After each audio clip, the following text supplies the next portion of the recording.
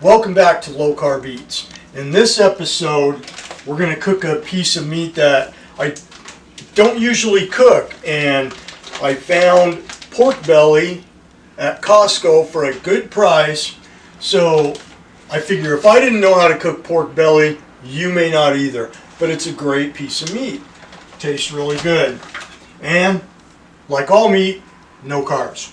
So we bought a 3-pound or 5-pound package of these pork bellies in Costco, and then we vacuum sealed them separately so we could keep them in the freezer and thaw them out as we needed them.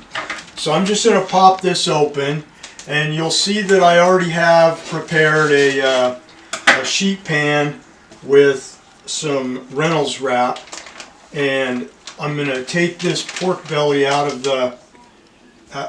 its wrapper, and now I'm going to get the moisture off of this.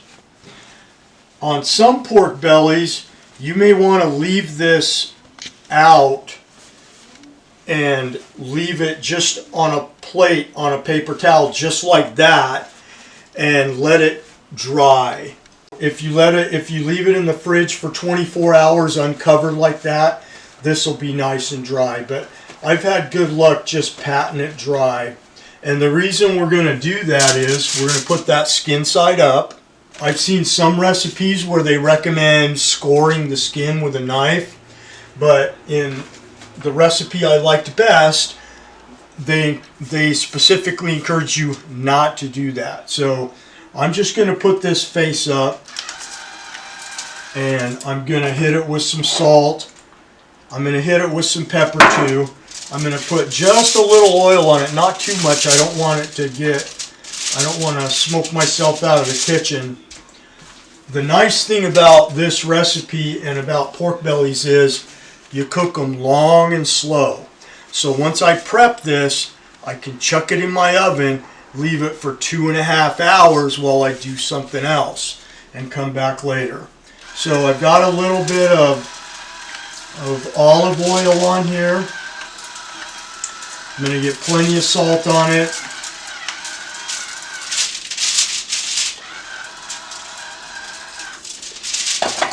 And pepper. And that's all I'm going to put on this is salt and pepper.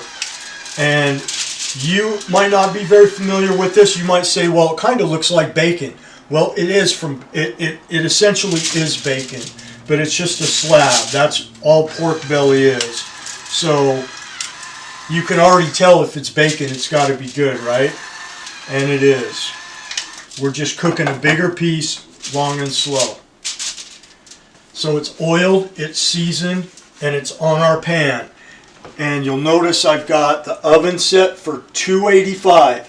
That's all you need is 285. And then we'll set a timer for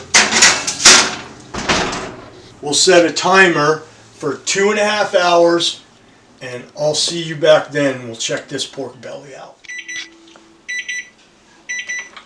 Alright, it's been an hour and a half, and we're going to check it out so you can see that fat rendering out of there. Well, hold on. And it's starting to bake up nicely. Ah, looks good. It's been in for an hour and a half, so we're going to put it for another hour, and then I'm going to turn up the heat. We're going to bump it up to 400 degrees, and we're going to crisp the outside. But we still have an hour to go. See you in an hour. Okay, it's been 2.5 hours at 280, and another 10 minutes at 400. Let's see what we got. Be careful pulling this out. There's a lot of grease, and grease is of course flammable, and it can also fry you.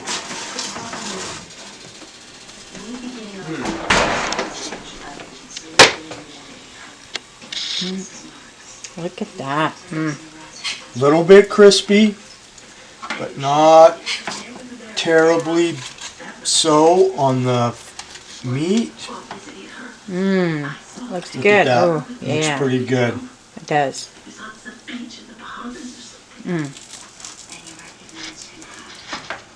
We're going to set that up really quick and just cut into that a bit. Okay. About a week later, he was on the news. Here, some of the doctors said that this new heart valve that he was getting into. Nice and cooked all the way through. Nice and low and slow. That'll cut up really nice and be great for tomorrow's lunch. So that's pork belly. I hope you enjoy it and look for this less expensive cut of meat in a store near you. Days ago,